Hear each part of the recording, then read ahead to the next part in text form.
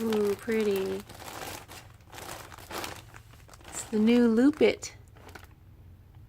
I'll be making a tutorial on how to use this and make a pretty scarf. Stay tuned, it's going to be fun.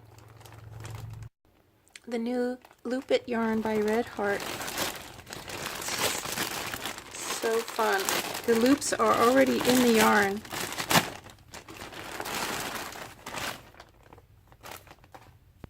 They're already formed in the yarn, so you don't have to use a hook or needles, and you can just use your fingers.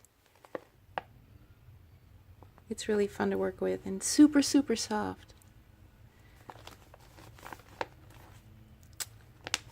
Here's the yarn label. It's a jumbo size 7 yarn, and it's, I believe, 100% polyester. Should say. Here we go. And you get 7.6 yards or 7 meters with each skein.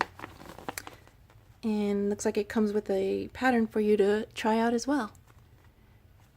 Alright, so let's get started.